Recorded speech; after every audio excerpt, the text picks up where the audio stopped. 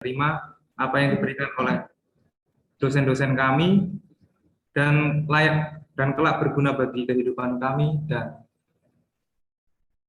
dapat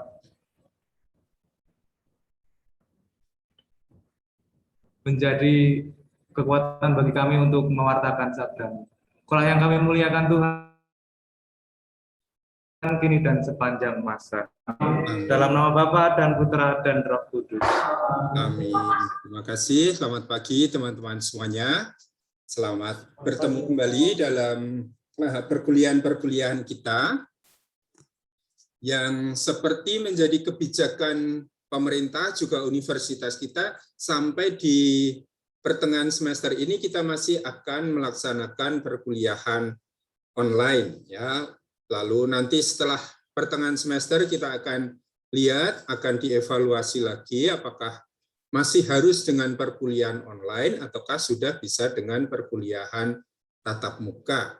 Tentu ini bergantung juga pada situasi nanti kesehatan masyarakat kita, tapi kita berharap dengan situasi yang semakin membaik dalam waktu yang tidak terlalu lama kita bisa berkumpul kembali dalam satu kelas bersama.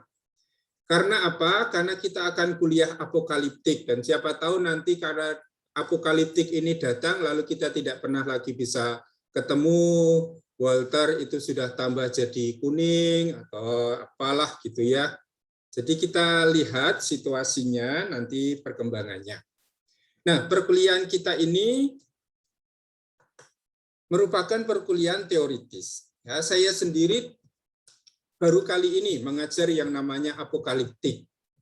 Seingat saya dan Romo Indra baru satu kali itu memberikan bahan kitab Wahyu waktu itu. Dan itu jadi bagian dari teologi harapan waktu itu. Nah, salah satu pertimbangan mengapa apokaliptik dan apokaliptisisme ini diberikan, itu adalah karena kitab Wahyu jarang sekali dibahas di dalam perkuliahan kita. Maka kita akan menggunakan kitab Wahyu itu sebagai dasar-dasar pemahaman kita tentang jenis sastra yang kita kenal sebagai sastra apokaliptik. Ya, kita mengenal kata apokaliptik ini dan sering kali kita gunakan ya figur apokaliptik, zaman apokaliptik, sastra apokaliptik atau apalagi periode apokaliptik. Ini sering kita gunakan. Dan pada umumnya ini kita gunakan sebagai kata sifat untuk memberi keterangan tertentu pada suatu substansi tertentu, noun tertentu. Ya, zaman apokaliptik, figur apokaliptik, ya, periode apokaliptik. Tetapi apokaliptik itu sendiri apa? Ini yang seringkali tidak sangat kita pahami. Ya, kita, termasuk saya, kadang-kadang juga saya tidak terlalu memberi perhatian penting, perhatian besar pada apa yang dimaksud dengan apokaliptik. Nah, perkuliahan kita ini akan mengantar kita memasuki diskusi tentang apa itu apokaliptik. Terutama ketika digunakan untuk menyebut suatu jenis sastra. Ya, di dalam kitab suci kan kita kenal banyak jenis sastra. Ada jenis sastra surat, ada jenis sastra mukjizat, ada jenis sastra perumpamaan, ada jenis sastra apokaliptik ini. Nah, kita akan melihat beberapa bagian dari kitab suci yang sifatnya itu apokaliptik, entah sebagai suatu kesatuan buku, kitab, keutuhan, ataukah sebetulnya hanya bagian-bagian tertentu di dalam kitab suci kita yang cirinya itu apokaliptik. Ya, kalau kita lihat di dalam Perjanjian Lama, tidak ada yang sifatnya apokaliptik. Bagian yang sangat utama dalam Perjanjian Lama seperti Taurat itu tidak menampilkan tema-tema apokaliptik di sana. Praktis tidak ada. Yang ada di dalam Perjanjian Lama itu paling kitab Daniel, ya, yang mulai menggambarkan suatu zaman yang akan datang. Satu zaman yang akan berakhir sekarang ini dan akan berubah menjadi zaman yang baru, periode yang baru. Di dalam perjanjian baru yang seutuhnya itu apokaliptik, itu juga hanya kitab Wahyu. Dan itu di bagian paling akhir dari perjanjian baru. Itu seutuhnya apokaliptik. Tidak berarti bahwa lalu tidak ada tulisan-tulisan, bagian-bagian dari perjanjian baru yang cirinya apokaliptik. Kita masih bisa melihat misalnya di dalam Injil Markus 13 ada pembicaraan tentang akhir zaman, eskatologi. Nah, ini juga satu bagian di dalam Injil Markus yang cirinya itu apokaliptik. Meskipun secara keutuhan Injil Markus itu tidak berciri apokaliptik. Nah, maka kita akan lihat dalam pertemuan-pertemuan kita, dalam bagian pertama pasti lebih akan melihat pemahaman apa itu apokaliptik dan sastra apokaliptik. Lalu akan kita lihat dalam sastra apokaliptik itu jenis-jenis sastranya seperti apa. Unsur-unsur cerita, model-model pengisahannya seperti apa. Nah, di dalam LMS itu saya menyediakan satu video singkat, itu masing-masing 3 menit, tentang Apokalips, Origin of Christianity. Di situ ditampilkan satu pemahaman dasar tentang apa itu apokaliptik.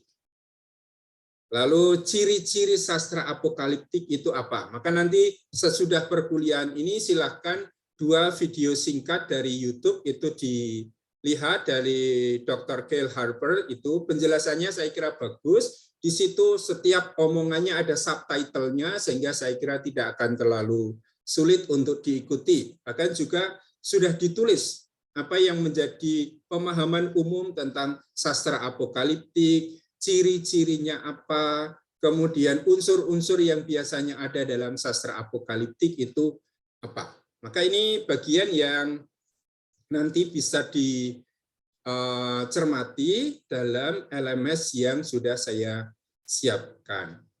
Oleh karena itu selalu penting untuk menggunakan LMS dalam perkuliahan kita. Untuk semester ini tidak ada lagi tugas-tugas yang dikumpulkan di luar LMS. Saya tidak menerima lagi lewat WhatsApp atau lewat email. Karena itu kecenderungan saya akan mengabaikan tugas-tugas itu. Yang saya beri perhatian dan saya nilai adalah yang dikumpulkan lewat LMS. Maka nanti kalau ada yang terlambat sehingga waktu pengumpulannya sudah diblok, harus memberitahu saya. Supaya saya buka blognya lalu bisa dikumpulkan. Yang mengumpulkan ke saya lewat WA, lewat email, pekerjaannya tidak akan pernah saya koreksi. Praktis tidak akan masuk dinilai. Lalu hal yang saya sampaikan di LMS, saya malah membuka kuliahnya Romo Indra ini.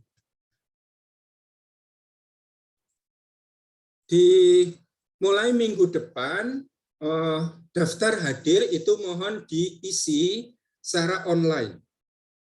Tidak lagi hanya secara manual. Ya, secara manual yang dikirimkan oleh sekretariat silakan diisi, tetapi saya juga membutuhkan yang secara online. Karena di situ lalu pengelolaan mata kuliah menjadi lebih mudah untuk saya. Maka wajib diisi dan akan menjadi salah satu elemen nilai akhir daftar hadir itu.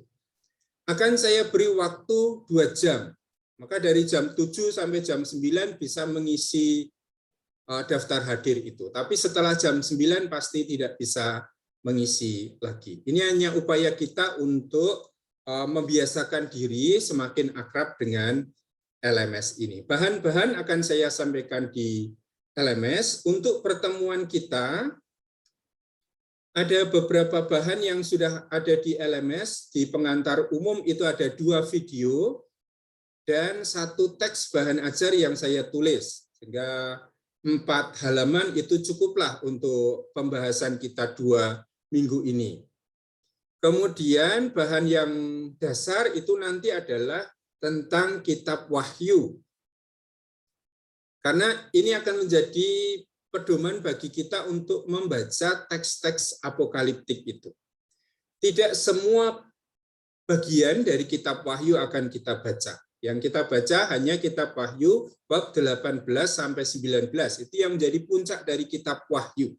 Ya, zaman yang dinanti-nantikan.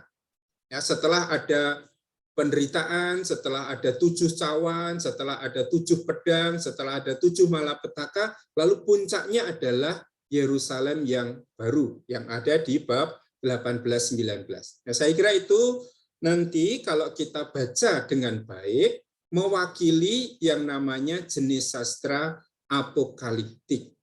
Apa saja yang biasanya ada di dalam sastra apokaliptik itu.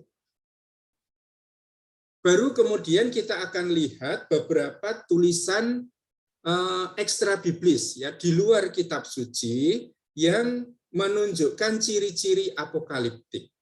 Maka sekali lagi kalau kita mencari di Perjanjian Lama yang cirinya apokaliptik itu hanya Daniel. Kalau cari di Perjanjian Baru yang cirinya apokaliptik itu hanya Wahyu. Tetapi ada cerita-cerita apokaliptik yang masuk dalam tulisan-tulisan baik Perjanjian Lama maupun Perjanjian Baru. Artinya apa? Sastra apokaliptik ini baru sangat terkembangkan di akhir abad pertama. Ya, mulai tahun 200-an ini lalu perkembangan sastra apokaliptik itu menjadi sangat banyak. Sebelum itu tidak pernah menjadi suatu jenis sastra atau bentuk tulisan yang baku. Maka kita tidak pernah mengenal satu buku yang judulnya Apokalipsis dalam Perjanjian Lama. Ya, buku pertama yang kita kenal dengan judul Apokalipsis itu adalah Kitab Wahyu. Lalu kita membaca Kitab Wahyu. Apa tuh ciri-cirinya Kitab Wahyu? Oh, ada penampakan, ya, ada penglihatan, ada sosok manusiawi yang mendapat penglihatan. Yohanes dari Patmos itu. Dalam penglihatan itu disingkapkan atau dibukakan suatu realitas yang akan terjadi di masa datang. Sehingga sastra apokaliptik itu selalu ada penyingkapan. Ya, kata apokaliptik sendiri berasal dari kata apokaliptein. Nanti silakan dibaca bahan kuliah saya itu. Sudah saya tulis di situ. Maka saya tidak buat PowerPoint lagi. Nanti silakan dibaca di situ. Kata apokaliptein ini dalam bahasa Yunani ini kata kerja itu berarti mewahyukan atau menyingkapkan. Sehingga yang namanya kitab Wahyu itu adalah atau kitab apokaliptik adalah tulisan-tulisan yang menyingkapkan, membuka suatu misteri yang selama ini tidak pernah diketahui oleh manusia. Nah, ini berarti unsur yang paling utama dalam sastra apokaliptik. Ada sosok ilahi, ada sosok supranatural yang memberikan wahyu, memberikan pemahaman tertentu akan misteri-misteri yang selama ini tidak dikenali oleh manusia. Nah, misteri apa? Misteri tentang sesuatu yang akan datang di masa depan. Ya, dalam pemahaman orang Yahudi kan kita ingat, orang itu tidak pernah mempunyai suatu masa depan yang jauh sesudah kematiannya. Karena begitu orang mati, orang akan masuk ke lubang bawah tanah yang kita sebut Sheol itu. Dan apa yang dinantikan adalah datangnya pengadilan pada akhir zaman. Ketika semua orang yang mati akan dibangkitkan dan akan diadili. Maka meskipun tidak mempunyai sastra apokaliptik, tradisi Yahudi itu sudah mempunyai pemahaman eskatologis. Dan ini akan datang jauh di masa depan. Nah, apa yang terjadi pada pengadilan ilahi itu? Nah, inilah yang kemudian dijelaskan di dalam bagian-bagian sastra apokaliptik.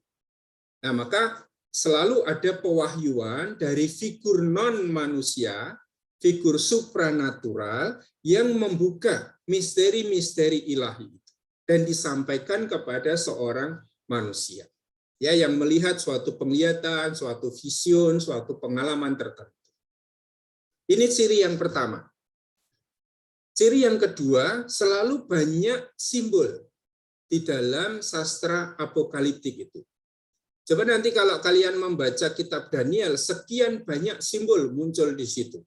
Binatang-binatang, ya, malapetaka, pedang, lalu kuda hitam, putih, kuning, apalagi itu saya lupa itu kuda-kudanya itu. Semuanya itu adalah gambaran-gambaran yang untuk kita itu sudah tidak kita kenali. Apa yang dimaksud dengan harimau, apa yang dimaksud dengan singa di situ, tidak kita kenali maksudnya. Hanya orang-orang tertentu dalam lingkup kitab Wahyu itu yang bisa mengerti apa maksudnya. Kalau ada kuda putih itu maksudnya apa? Kalau saya menggunakan simbol kuda merah, apa yang dimaksud dengan simbol itu? Kita zaman sekarang sudah kesulitan untuk memahami simbol-simbol itu. Tetapi justru simbol-simbol itu yang menjadi ciri dari sastra apokaliptik. Selalu ada simbol-simbol yang hanya dikenali oleh orang dalam lingkup itu.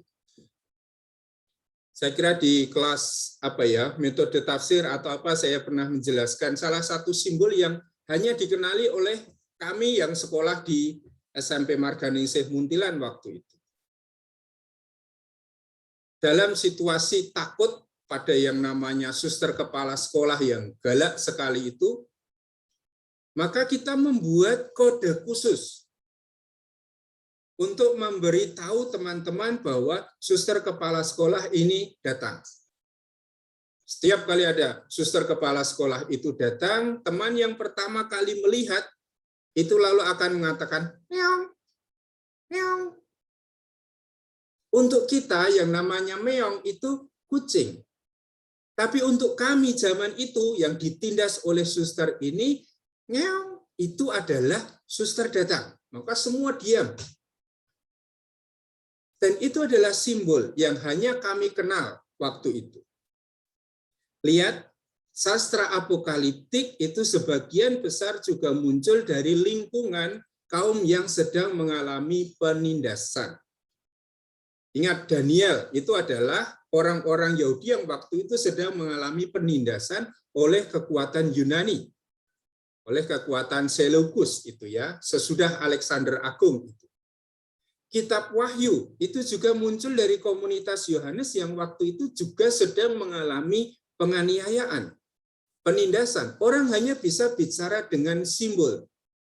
Ya, kita kenal simbol pertama di dalam kekristenan itu ternyata bukan salib, tetapi justru gambar ikan, ichthys, yang dalam kata Yunani itu ichthys, tapi itu Yesus Kristus huies soter, Yesus Kristus penyelamat manusia. Maka kalau saya mau mengatakan kepada teman saya bahwa saya orang Kristiani, saya akan memberi simbol ikan itu tanpa saya harus mengatakan saya orang Kristen. Karena kalau saya mengatakan saya orang Kristen, ditangkap oleh penguasa Romawi, mati sebagai martir. Nah, dalam situasi seperti itu, di tengah penindasan, orang tidak bisa bicara secara lugas, langsung, apa adanya. Maka yang digunakan adalah simbol-simbol. Untuk menyimbolkan misalnya kuasa penindas, kuasa Romawi, orang menggunakan istilah Babel. Ya, padahal pada zaman abad kedua, awal abad kedua, kata Babel, kerajaan Babel sudah tidak ada. Ya, itu ada pada zaman Yeremia, ya tahun 600-an sana. Tetapi sosok Babel yang merupakan negara besar yang menindas Israel itu sekarang digunakan di dalam sastra apokaliptik untuk menyimbolkan atau untuk menyebut suatu kuasa yang juga menindas orang-orang Kristiani pada waktu itu. Hingga kalau dilihat di dalam kitab Wahyu, nanti lihat bab 18, 19 yang sudah saya siapkan di situ, zaman apokaliptik, zaman yang baru sama sekali itu ditandai dengan keruntuhan Babel ini. Babel akan hancur, akan muncul langit yang baru, dunia baru, Yerusalem baru, bait Allah baru. Maka ini adalah suatu renungan di mana zaman yang sedang berjalan ini akan dihentikan sama sekali. Dan akan muncul zaman yang baru. Nah, ini gagasan di dalam apokaliptik. Nah, apakah ini lalu hanya berhenti pada perkembangan Kristiani awal? Ternyata tidak. Dalam perjalanan waktu, gagasan-gagasan tentang datangnya zaman baru sesudah krisis besar. sesudah penganiayaan dan penindasan ini tetap ada sampai zaman kita. Saya masuk seminari Mertoidan itu tahun 1990. Dan waktu itu ada kelompok yang namanya Ranting Daud di Amerika sana yang dikepung oleh FBI. Pemimpinnya namanya David Koresh itu. Dan dia meramalkan apa yang dikatakan di dalam kitab suci akan terjadi. Bahwa akhir zaman itu terjadi ketika kita ini dikepung oleh pasukan. Dikepung oleh tentara. Dan pada waktu itu FBI, tentara Amerika itu memang mengepung lingkungan rumah yang dihuni oleh David Koresh dan para pengikutnya. Dan ketika mereka dikepung akan ditangkap, lalu David Koresh mengatakan inilah tanda akhir zaman terjadi. Apa yang mereka buat? Mereka bunuh diri di tempat itu. David Koresh sendiri tertembak waktu itu. Ini adalah satu kelompok sekte di dalam kekristenan yang cirinya apokaliptik. Nah, apakah ini memang suatu tradisi iman yang murni, ataukah ini untuk membalut kejahatan-kejahatan yang terjadi dalam kelompok itu, kita tidak banyak tahu. Maka nanti kalau mau lihat itu silakan cari di YouTube, ketik di situ David Koresh. Kalau tidak keliru judulnya Last 24. Jadi ini dokumentasi tentang 24 jam terakhir kehidupan David Koresh. Dan kelompoknya yang disebut Ranting Daud. Ini satu kelompok apokaliptik. Dan tidak hanya David Koresh, tentu dalam zaman modern ini masih ada banyak kelompok yang juga memperkembangkan gagasan-gagasan apokaliptik. Baik, ini pengantar pun sudah setengah jam, tetapi ini yang mau kita lihat dalam pertemuan-pertemuan kita. Nah, karena ini kuliah yang baru untuk saya tidak mengandaikan akan memberikan banyak bahan. Ya, saya akan menjadi muridnya Romo Indra di kelas Romo Indra akan jadi murid saya di kelas saya. Maka kalau ada nama Romo Indra di kelas kita itu karena saya minta Romo Indra jadi murid saya, lalu saya minta jadi muridnya Romo Indra di kelasnya. Sehingga bahan dari dua kelas A dan kelas B ini bisa nanti kita berbagi bahan supaya bisa saling memperkaya. Oke, di LMS itu saya tulis tentang deskripsi mata kuliah kita ini. Mata kuliah apokaliptik perspektif Alkitabiah ini merupakan mata kuliah teori. Ya, kita memang hanya membicarakan ide, gagasan, topik, ya, yang berupaya menggali ide tentang pewahyuan misteri-misteri akhir zaman. Sehingga yang namanya apokaliptik itu pasti kaitannya dengan eskatologi. Yang dibuka, yang diwahyukan itu apa? Yang diwahyukan adalah misteri akhir zaman. Yang kita sebut sebagai eskaton.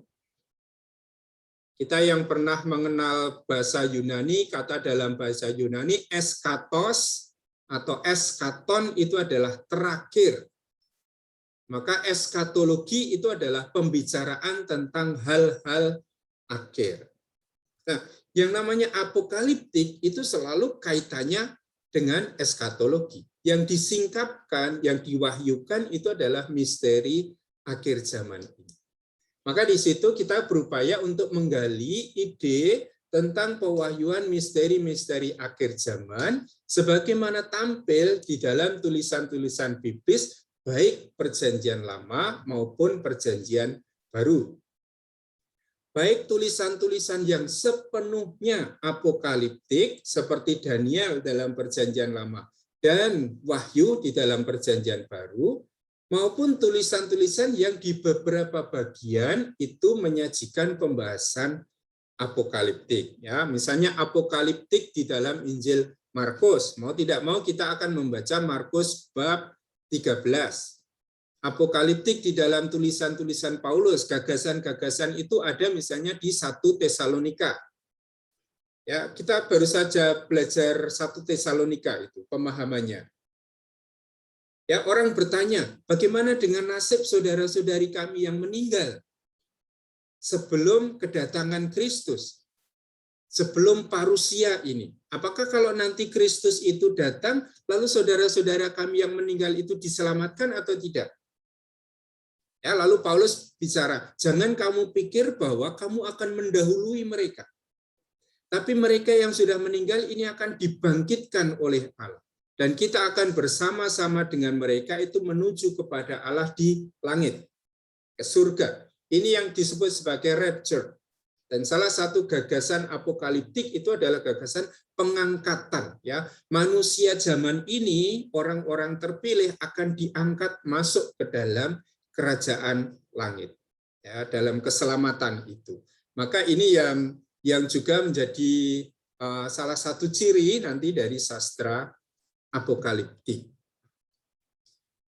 Apa yang ditampilkan di dalam kitab Wahyu, di dalam sastra apokaliptik, itu lalu membangun suatu cakrawala pandang. Sehingga apokaliptik atau apokaliptisisme ini adalah cara berpikir, membentuk cara berpikir, mempengaruhi orang-orang di dalam memandang keseluruhan hidup kita ini. Termasuk juga dalam mengartikan peristiwa-peristiwa sejarah yang seringkali berat. Maka saya kira ini juga cocok untuk kita pelajari, kita gunakan untuk membaca situasi pandemi yang sekarang ini sedang berlangsung. Orang tidak hanya membaca pandemi ini sebagai suatu fenomena kesehatan masyarakat, tetapi orang membaca pandemi ini juga dalam cara berpikir tertentu, termasuk cara berpikir apokaliptik ini. Ya, bahwa ini adalah situasi yang mendahului atau krisis besar yang mendahului zaman baru yang akan segera datang. Sama seperti pemikiran di dalam kitab Wahyu, krisis besar zaman sekarang, penindasan besar yang kita alami ini akan mengawali zaman baru. Kalau membaca Markus 13, akhir zaman itu akan ditandai oleh apa? Gempa. Ya, lalu peristiwa-peristiwa katastrofis itu. Dan ketika bencana besar itu terjadi, lalu orang-orang mati akan dibangkitkan. Nah, bagaimana orang membaca situasi zaman, terutama krisis besar di tengah-tengah kehidupan, itu juga ternyata dengan cakrawala pandang apokaliptik seperti ini. Ya, membantu orang untuk memahami situasi hidup manusia, memahami situasi zaman. Oh, ada tsunami yang besar. Oh, ada wabah atau pandemi yang hebat seperti ini. Lalu orang mengartikan apa yang dimaui oleh Tuhan dalam situasi seperti ini.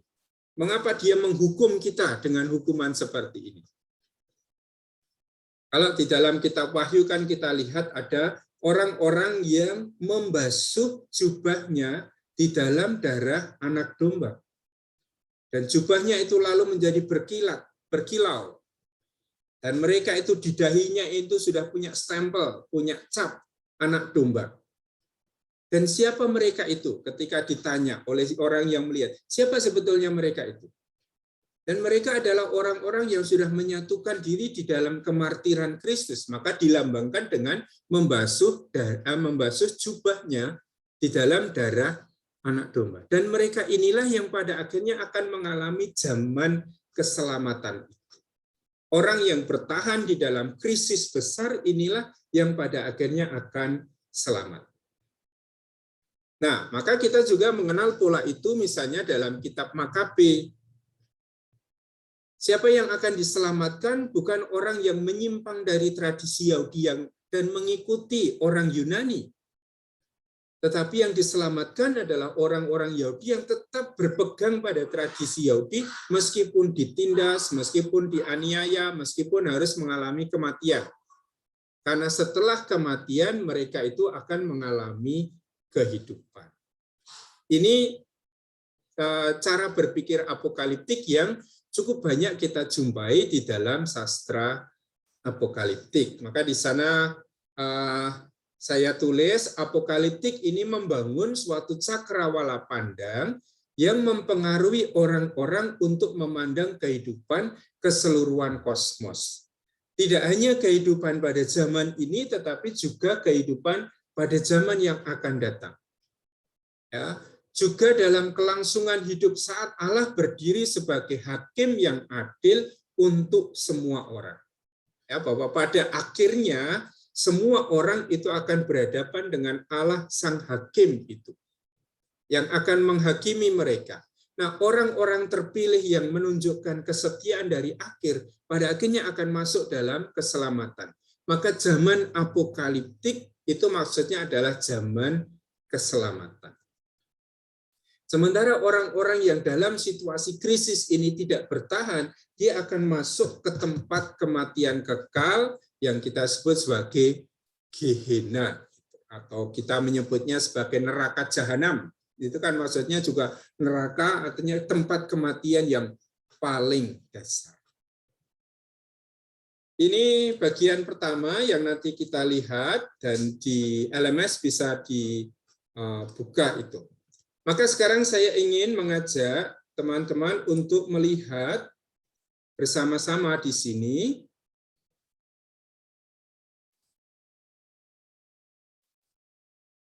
Semoga bisa kita lihat bersama ya.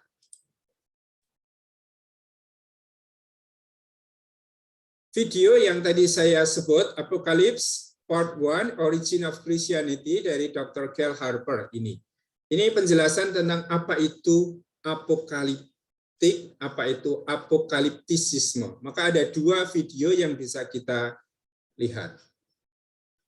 Saya harap bisa kita nikmati bersama. As a genre of writing, apocalypse is a type of narrative. Apakah suaranya terdengar? Tidak. Dengar ya. Oke. Of a divine or otherworldly figure who gives a message, an insight, or a revelation to a human recipient. It means literally somebody, some being, super worldly being, reveals, uncovers something. The apocalypse interprets the present world in terms of a cosmic, supernatural plan. And so apocalypse, the word in contemporary English, can very instantly evoke a belief in the imminent end of times, the destruction of the world. But we want to understand it in a deeper and richer sense. It's a way of interpreting history according to a hidden, divine design. And it requires special knowledge of the hidden shape of history. And this shape of history bears the most profound moral and political significance. So the shape that history has is deeply important. If we are just part of an eternal chaos that has no beginning or no end, careening off endlessly into space, if we are created by a good God with an overarching purpose, if we're part of one phase of history, but there will be another, if we're created by a wicked God, these are different shapes of history, and they bear the most profound significance. And apocalypse is a way of representing a deep belief in a God-given shape to history. So apocalypse actually has its roots in Jewish thinking. But only one small passage of apocalyptic writing in the canonical Jewish scriptures, what Christians regard as the Old Testament. The Old Testament as a whole is not, in fact, a greatly apocalyptic text. The Mosaic books, the books of Moses, the first 5 books, the Pentateuch, there is no apocalyptic element. There's a beginning, there's no sense of an end or a destiny. The one exception is the book of Daniel. It imagines the divine intervention of God in history. It will usher in a new age. It envisions a resurrection. It is the one part of the Old Testament that is deeply apocalyptic. Most Jewish apocalypse is extra canonical. That is, it's outside the canon. It's not considered Holy Scripture by Jews or by Christians, but there's a lot of it, relatively speaking, and some of it survives. And it's revealing to us because it lets us see the elements of the genre. It lets us understand what this genre next and what an ancient reader would have brought into an apocalyptic work.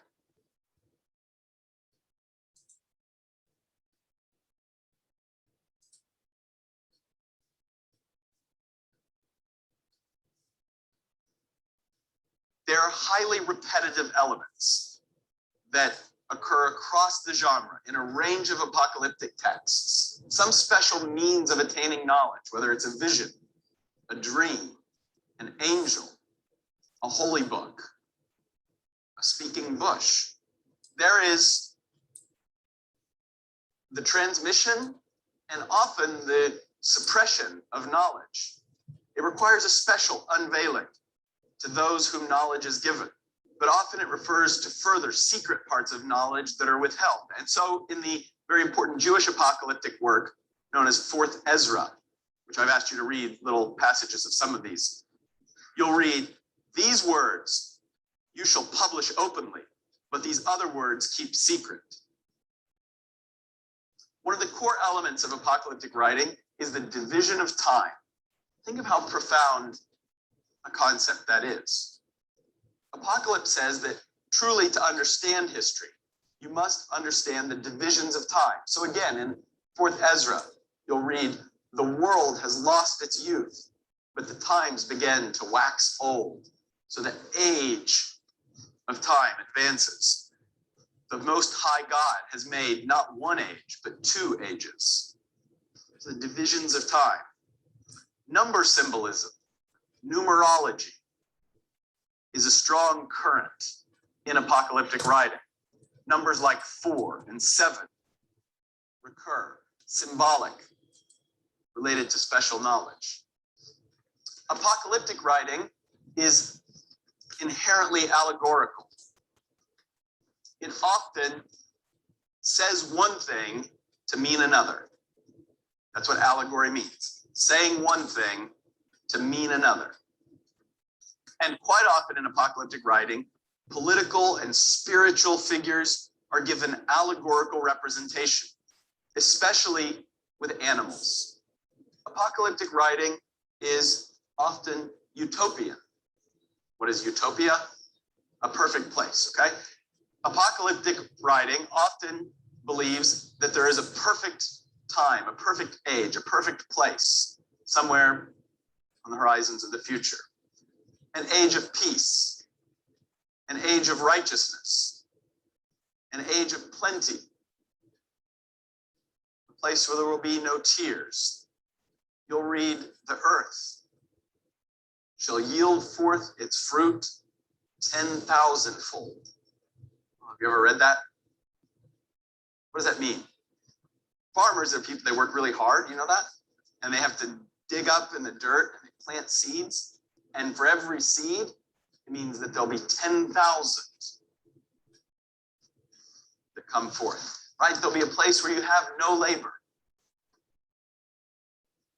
no suffering, plenty for all.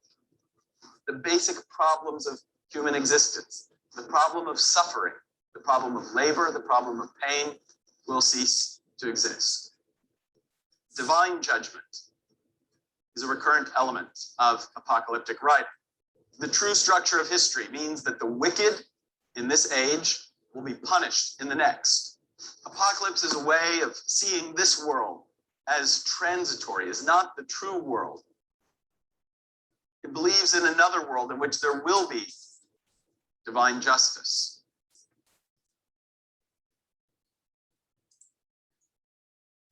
Ya, nanti bisa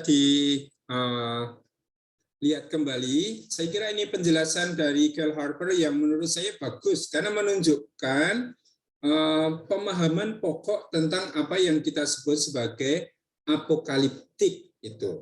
Dia menyebutkan ada elemen-elemen tertentu. Maka nanti coba dikenali lagi elemen-elemen apa saja yang biasanya muncul di dalam sastra apokaliptik. Ya, kita sudah menyebut, tadi sudah saya sebut, ada yang tadi oleh Harper disebut sebagai alegori, atau yang saya sebut sebagai simbol. Kita lebih mudah mengatakan itu simbol. Ya, ada sesuatu yang ditampilkan, tetapi bukan dalam dirinya sendiri, tetapi untuk menyimbolkan sesuatu yang lain. Seperti saya tadi katakan, kalau kami mengatakan meow, itu tidak mau mengatakan ada kucing, tetapi ada suster. Kalau di dalam kitab Wahyu ditampilkan ada kerajaan Babel, pada abad kedua kerajaan Babel sudah tidak ada. Tetapi figur kerajaan Babel itu digunakan untuk menyimbolkan ya kuasa besar yang waktu itu yang juga menindas. Kalau dulu Babel itu menindas Israel, sekarang Babel yang baru ini menindas orang-orang Kristen, komunitas Yohanes itu. Dan siapa ini adalah penguasa-penguasa Romawi yang waktu itu memang masih bersikap sangat keras pada kelompok Kristiani yang sedang mulai tumbuh. Ya. Ada soal pembagian waktu, division of time itu. Ada waktu yang sedang berjalan yang akan berhenti. Dan akan dimulai suatu babak baru dalam kehidupan ini. Dan berakhirnya kehidupan ini tadi akan ditandai dengan divine judgment, yaitu pengadilan ilahi. Mereka yang dalam hidup sebelumnya ini hidup dalam ketaatan, dalam kesetiaan, tetap akan mengalami kehidupan yang sama sekali baru. Sementara mereka yang dalam kehidupannya tidak hidup dalam ketaatan, dalam pengadilan ilahi ini, mereka akan jatuh dalam kematian. Maka perhatikan dan buat catatan dari pembahasan Kyle Harper ini unsur-unsur penting yang biasanya dijumpai dalam sastra apokaliptik. Nah, saya lalu membantu kalian dari beberapa sumber bacaan itu yang saya tulis di teks bahan ajar itu. Saya kira tidak terlalu banyak, untuk 2 pertemuan kita gunakan 4 halaman yang ada di situ. Lalu silakan mencari literatur yang saya tampilkan di sana, ya. Cari The Oxford Handbook of Apocalyptic Literature. Ini yang saya gunakan dengan Romo Indra sebagai buku pegangan dalam perkuliahan kita ini. Ini bisa di-download. Ya, saya harap kalian itu sudah sangat biasa dengan mendownload buku daripada membeli yang mahal-mahal itu. Ini bisa di-download. Cari di Libgen atau di PDF PDF Drive itu. Bentar.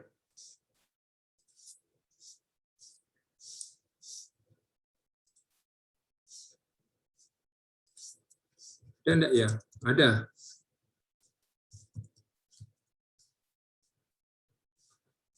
Cari di sini, karena kemarin saya mengambil buku itu di pdfdrive.com ini. Lalu search and download. Cari di Oxford Handbook caranya.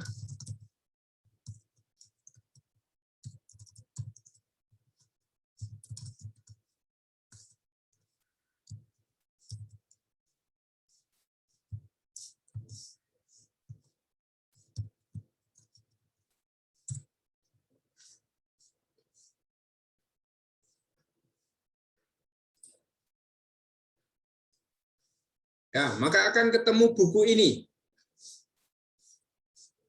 Yang belum pernah mencuri-curi buku seperti ini ya, ini caranya ya. Klik judulnya, kemudian download. Lalu tunggu prosesnya sebentar. Ini harap di-download. Masing-masing harus punya, karena akan kita gunakan. Lalu tinggal download PDF. Dan akan tersimpan di file masing-masing. Ya, harap buku ini dicari gimana caranya, dan itu mudah untuk ditemukan secara online, sehingga murah, tidak harus membeli buku. Baik, sampai di sini dulu. Apakah ada pertanyaan? tentang bahan yang akan kita buat, atau mungkin kalian masing-masing punya keinginan tertentu. Dalam perkuliahan ini, saya mau belajar ini, saya pengen ngerti ini, dan itu nanti kami catat dengan Romo Indra supaya bisa kami jadikan bahan kuliah juga. Oke, apakah ada pertanyaan? Sebelum kita melangkah lebih jauh.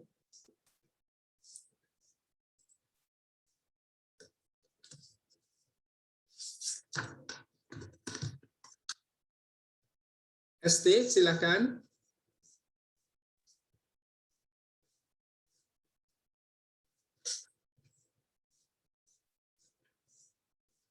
Kok tidak dengar suaramu ya?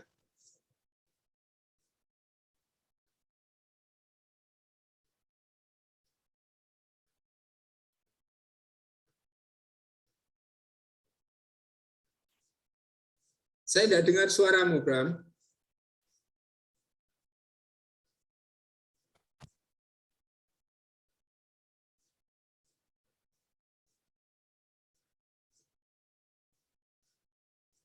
Belum muncul. Belum muncul suaranya. Atau kamu tulis di chat kalau enggak ada suaranya.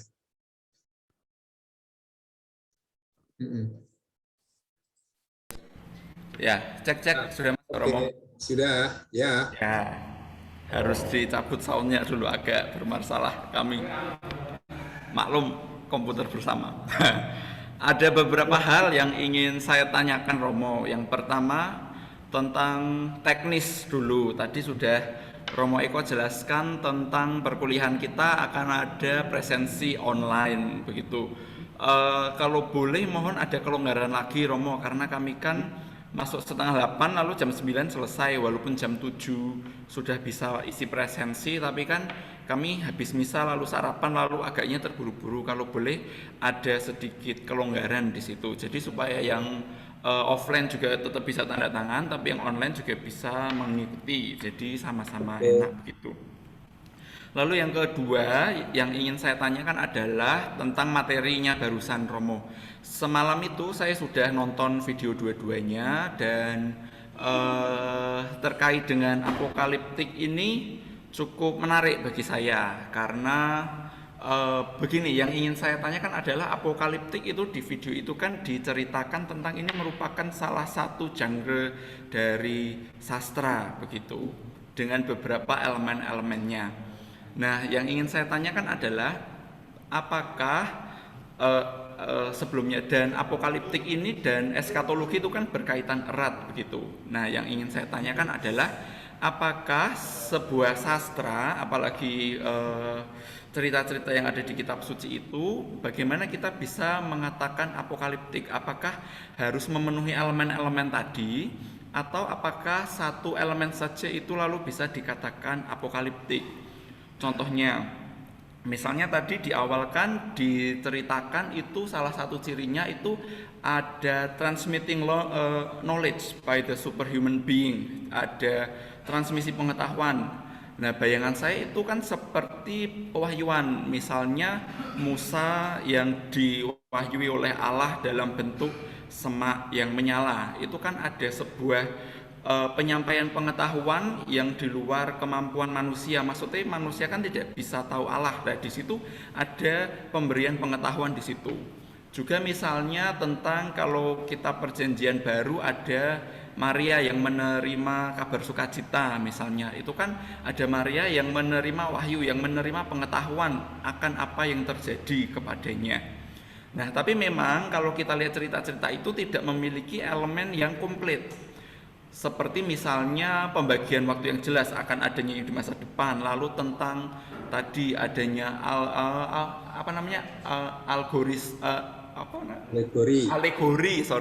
alegori tentang angka-angka dan apa yang akan terjadi di masa depan, lalu membayangkan atau menggambarkan Tuhan sebagai hakim yang adil, the right judge begitu kan. Jadi apakah memang semuanya ini harus ada, atau hanya beberapa elemen saja kita bisa mengatakan itu sastra apokaliptik? Karena kalau memang demikian, kan ada banyak sekali jenis-jenis pewahyuan yang ada di kitab suci.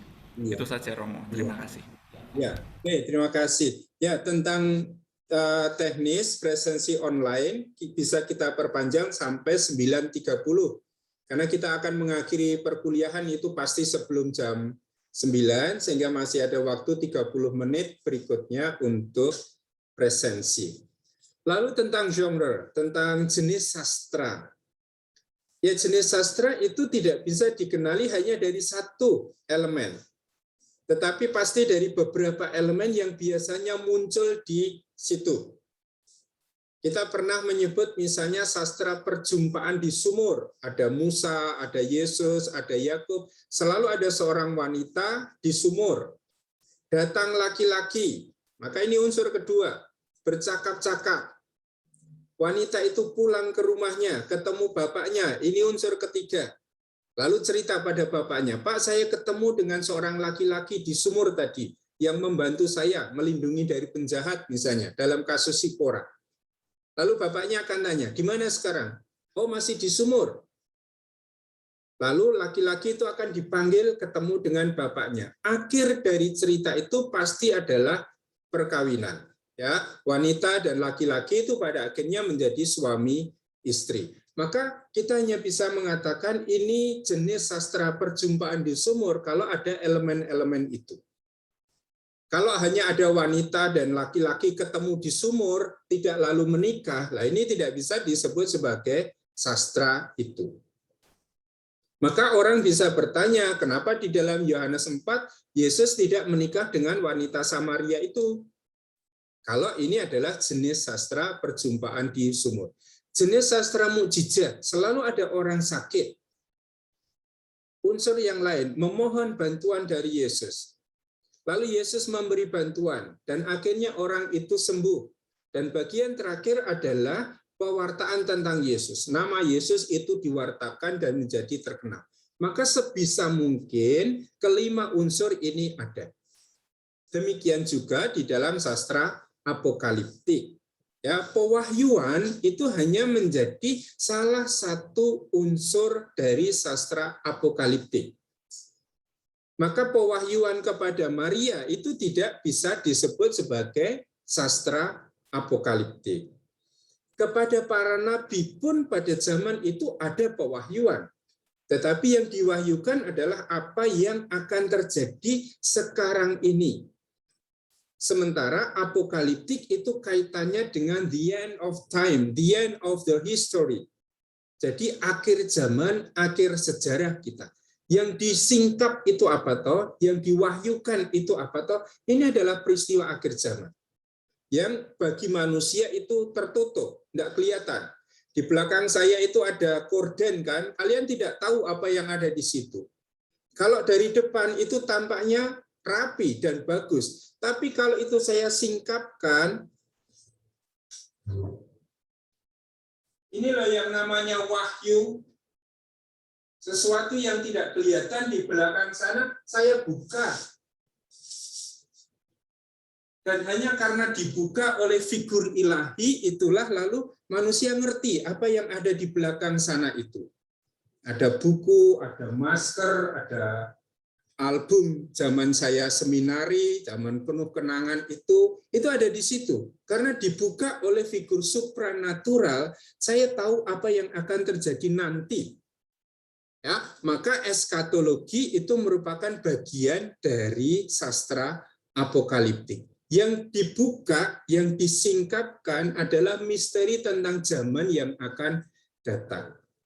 Maka pertanyaan tadi benar, apakah hanya dengan satu unsur saja kita sudah bisa mengatakan, oh tulisan ini jenis sastranya apokaliptik? Tentu tidak. Kita membutuhkan kelengkapan. Ada alegori, ada simbol tadi, ada suatu penyingkapan misteri, ada sosok manusia yang menerima wahyu itu, penglihatan, ada figur suprahuman, supranatural yang memberi pewahyuan itu. Nah, semakin banyak elemen-elemen ini masuk di dalam suatu tulisan tertentu, kita semakin yakin bahwa itu adalah sastra apokaliptik. Maka tadi contoh pewahyuan kepada Maria atau pewahyuan kepada para nabi ini hanya menjadi salah satu elemen dari sastra apokaliptik. Begitu, saya harap jelas ya, nanti kita bisa mendiskusikannya itu di dalam teks yang juga saya sediakan di sana, itu saya tuliskan. Baik, terima kasih. Teman CMF, silakan.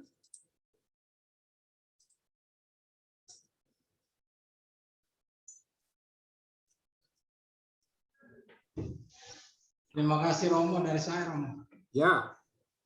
Ya, tadi malam saya sempat menonton dua video itu dan membaca teks yang di-upload oleh Romo. Saya punya satu pertanyaan. Di video itu dikatakan bahwa ya soal menyingkap yang akan datang, lalu masa sekarang itu dilihat sebagai transisi, masa peralihan ke yang akan datang. Apakah dalam kitab-kitab yang teks-teks yang bernada apokaliptik itu dipahami bahwa saat yang akan datang itu semacam anihilasi atau pemusnahan terhadap kehidupan saat ini, atau semacam restorasi terhadap kehidupan saat ini, atau perbaikan terhadap situasi saat ini? Itu yang menjadi pertanyaan saya. Terima kasih, Romo. Ya, baik. Beberapa teks itu melihat ini anihilasi. Ya, zaman yang sekarang ini sungguh-sungguh akan berakhir dan akan menjadi suatu zaman yang baru. Ini apokaliptik yang katakanlah ini cukup ekstrim. Ya, dunia sekarang ini akan berakhir. Akan ada langit baru dan bumi baru. Kalau di dalam istilah kitab Wahyu misalnya, akan ada Yerusalem yang baru, bukan Yerusalem yang lama. Ingat ya, kitab Wahyu tidak sedang bicara tentang Yerusalem kota itu, tetapi bicara tentang jemaat, tentang gereja yang akan dibayangkan ini menjadi Yerusalem yang baru, yang tidak sama dengan Yerusalem yang lama. Maka ada paham annihilation. Jadi zaman yang sekarang ini akan dihancurkan sama sekali. Kyle Harper tadi mengatakan ada the division of time. Ya, zamannya itu sungguh-sungguh akan divided. Sehingga ini terpisah. Zaman yang lama menjadi zaman yang baru. Ada unsur yang mewarisi warta-warta kenabian yang sifatnya itu restoratif. Ya, kalau kita lihat zaman-zaman para nabi tidak bisa membayangkan kehidupan sesudah kematian. Itu belum menjadi bagian dari pemikiran para nabi. Lihat apa yang ada di dalam kitab Yeskiel.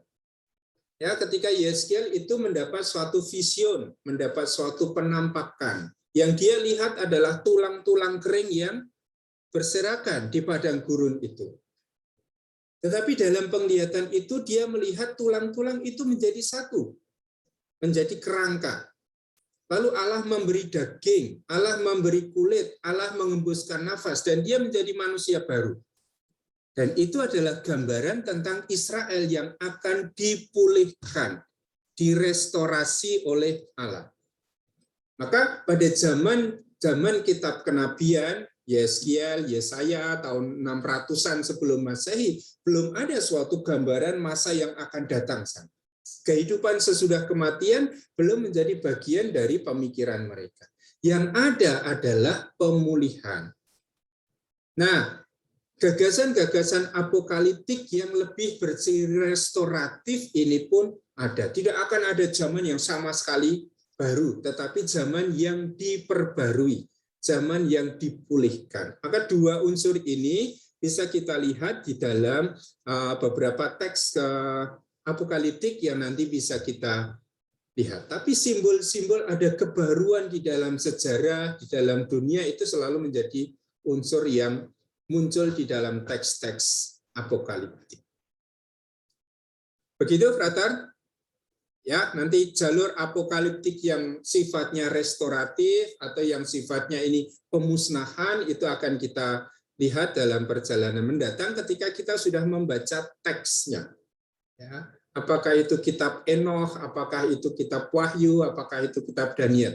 Jadi yang akan banyak kita baca hanya kitab Wahyu, kitab Daniel, dan mungkin juga kitab Enoch. Karena ini salah satu contoh sastra apokaliptik yang sangat dikenal sampai zaman sekarang. Baik, terima kasih. Masih ada?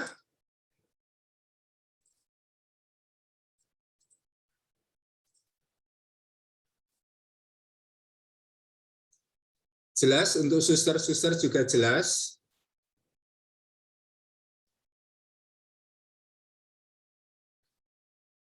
Oke, saya kembali ke teks yang saya sediakan.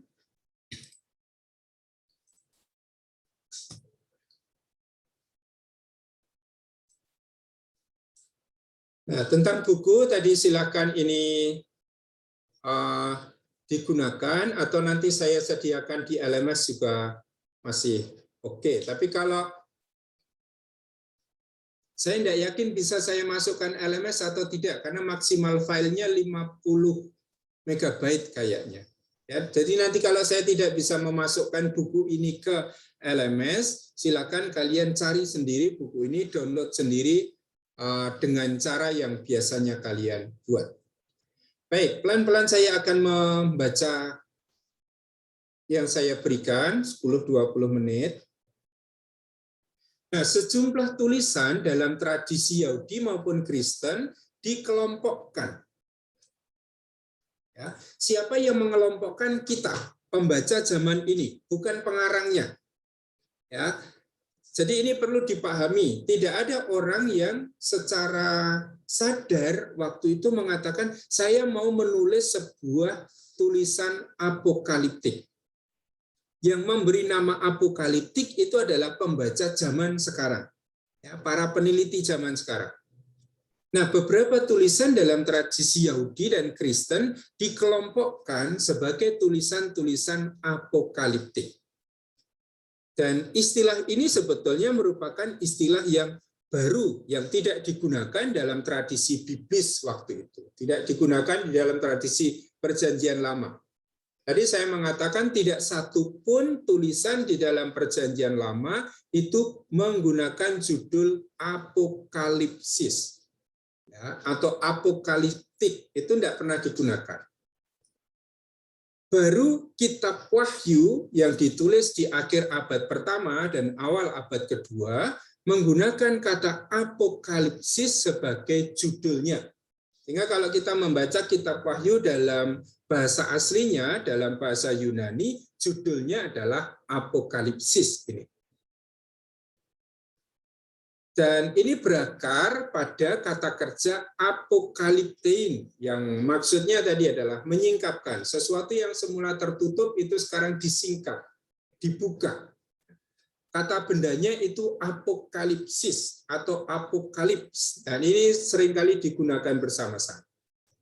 Nah, kata apokaliptik ini tentu saja pada mulanya adalah kata sifat yang memberi keterangan tertentu. Tapi dalam perjalanan kemudian kata apokaliptik ini juga digunakan sebagai kata benda. Ya, seolah-olah ini ada suatu benda tertentu, ya, noun tertentu yang disebut sebagai apokaliptik ini. Nah, siapa yang memperkenalkan istilah itu adalah Gottfried Christian Friedrich Luk. Ketika dia menulis suatu komentar atau komentarnya tentang kitab Wahyu yang disebut sebagai kitab Apokalips itu. Lalu kata sifat apokaliptik itu mulai diperkenalkan di situ. Kata apokaliptik ini yang saya tulis di situ, istilah ini merupakan istilah dalam analisis modern yang digunakan untuk mengelompokkan tulisan-tulisan. Maka tadi saya katakan, siapa yang mengelompokkan? Ini adalah pembaca-pembaca modern. Yang mengelompokkan tulisan-tulisan yang memuat topik-topik pewahyuan. Maka tadi salah satu elemen kunci dari apokaliptik atau apokaliptisisme adalah pewahyuan. Meskipun tulisan-tulisan itu tidak sepenuhnya berisi pewahyuan. Yang sepenuhnya berisi pewahyuan itu Daniel dan Wahyu. Tapi ada tulisan-tulisan lain, 1 Tesalonika tadi, kemudian Kebangkitan di 1 Korintus 15, ada yang di Markus 13 dan paralelnya bicara tentang akhir zaman, ini juga punya unsur pewahyuan apokaliptik. Pewahyuan yang dimaksud di sini bukanlah semata-mata penerusan kata-kata atau meneruskan berita. Tadi malaikat memberi kabar gembira pada Maria. Ini adalah penerusan kata-kata, menyingkapkan juga rahasia ilahi, rencana ilahi. Tetapi itu konkret pada zaman Maria ini. Tidak perlu menunggu suatu zaman baru yang akan datang, karena itu akan terjadi dalam diri Maria sekarang ini. Tidak dalam waktu yang di depan jauh saat itu. Tetapi yang diwahyukan adalah misteri tersembunyi.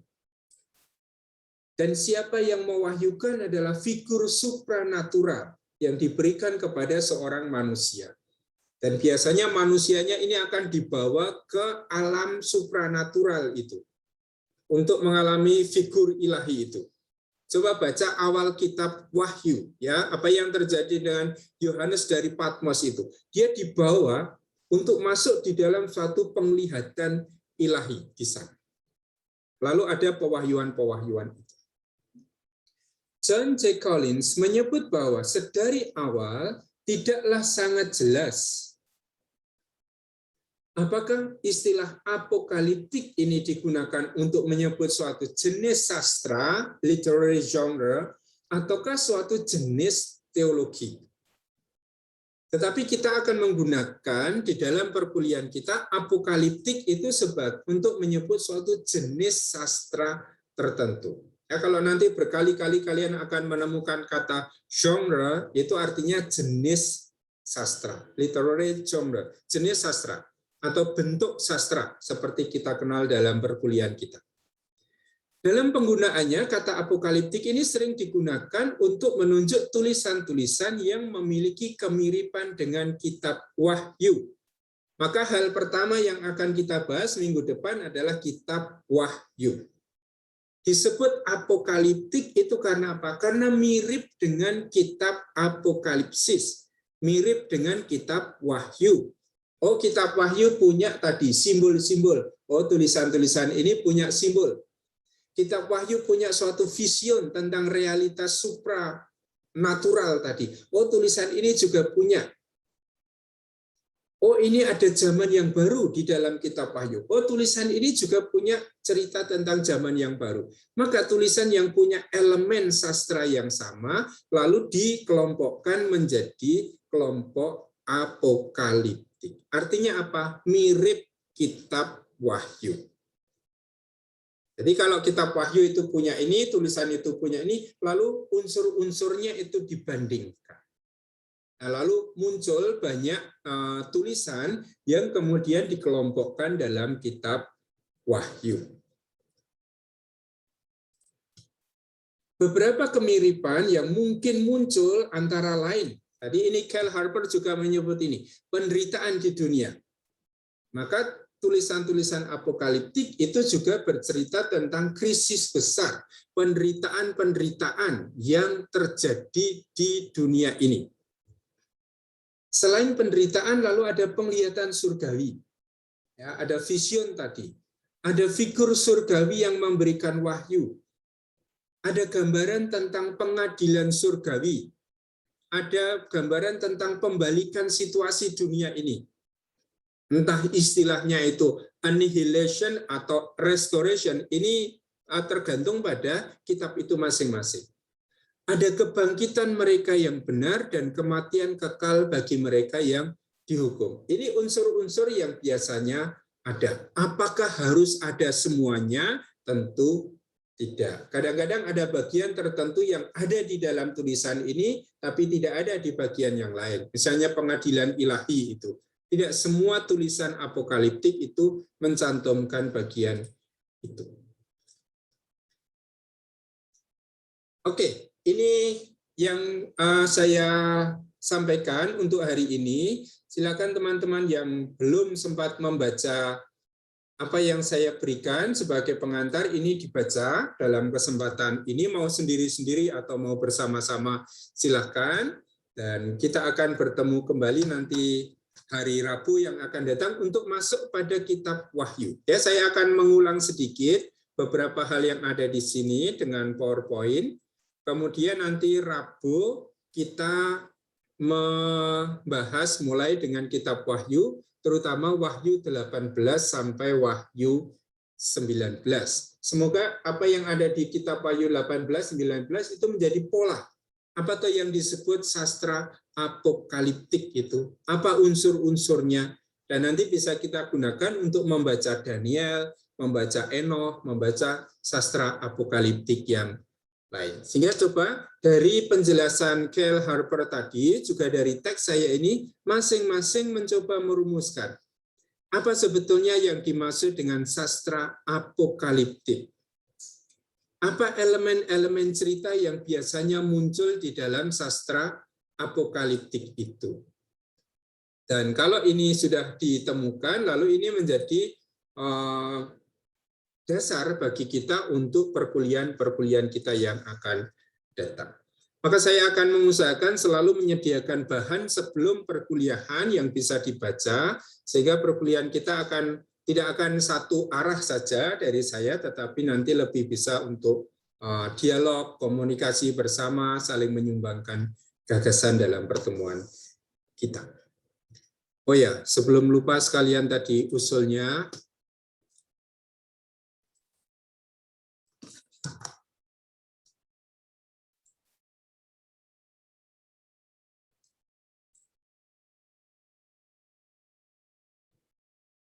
baik, nanti untuk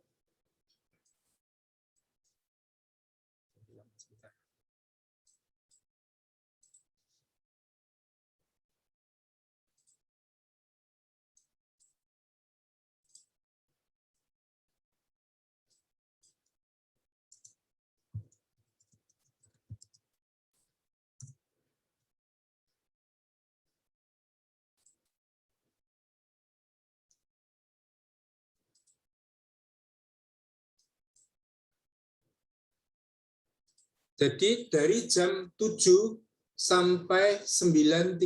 Berapa menit itu? 120 tambah 30 menit, 150 menit ya. Ya, jadi kalian bisa mengisi daftar hadir itu dari jam 7 sampai 9.30. Maka itu cukup longgar. Pokoknya usahakan mengisi di situ sebelum jam 9.30. Ya, nanti sudah itu oke.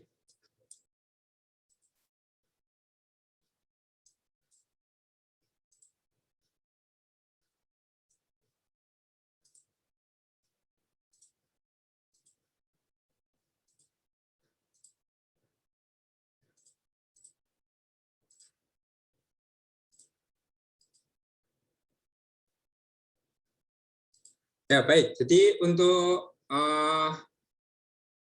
daftar hadir sudah ada di sana.